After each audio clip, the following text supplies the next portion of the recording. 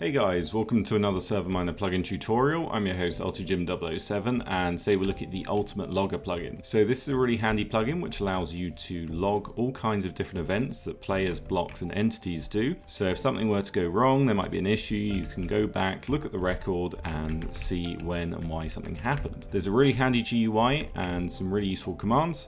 So let's just jump into it. Now if we do /logger help, this is going to show all of the commands. If we do logger on its own, that's going to bring up the GUI. Now you can see a long list of all the different logs, and if we were to look at one, you can see there's a chest interaction. It shows you the date and time, the player, and the location. You can see down here there's an entity death sheet, and then you could obviously go on to the next page and see what else was done, various commands written by myself. Now obviously if you had a busy server with more than just one person on, there will be many pages, which is why the filter option exists. So if you were wanting to look for something a player did, such as a teleport, you can see that if you click that, now you can only see these two, where I used the command and teleported from these coordinates to some new ones. And then there's also an advanced filter, so you can have a player's name, UUID, nail it down to get exactly what you want. So if we do command /logger log and then 20, that will bring up log 20. You can see this one is also a teleport one. And what we can do, we can archive it if we want, and we can also delete it as well. So another handy command is the clear command. So you can clear a whole bunch of logs in a particular filter, such as, let's go with player chat, hit enter. And if you're happy with that, you can do logger confirm clear, and that will delete all the logs, which in this case is only 3.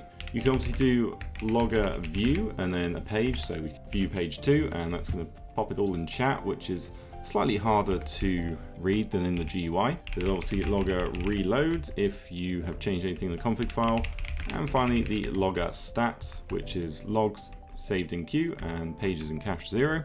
So that's how it works in-game. As you can see, it could be a really handy plugin for admins on your server. So here we are in the plugins folder. If we go into Ultimate Logger, there is a logs database file and the config if we open with Notepad++. Up at the top, you can choose database. So by default, it is SQLite. And if we scroll down, we've got the file name that's saved in. And then down here, connection pool settings. So maximum number of database connections in the pool, 10 logs. So we've got a cache, so a max size of 100 pages to store in the cache for those logs. And then time in minutes after cache entries expire if not accessed, 10 minutes. And then we've got the batch settings, so maximum number of logs processed in a single batch is 100, and then the interval between the processing is 100 ticks, which is 5 seconds. Then we have log types to disable, so break and place, which if you had those two enabled, you would be getting millions of logs, especially if you had a big service. And then there are some webhook settings here as well, and then the cleanup interval to delete the old logs. Here we are on the spigot page. You can see it's updated from 1.20 to 1.21, and you can see this is the GUI that we looked at in-game, and then the different features and the config file down here, and then we have the permissions as well. So if you want to download it, head over to the spigot page, and if you have any trouble, you can contact the developer. But if you need a server to host it on, check out ServerMiner.com for the best and cheapest hosting around.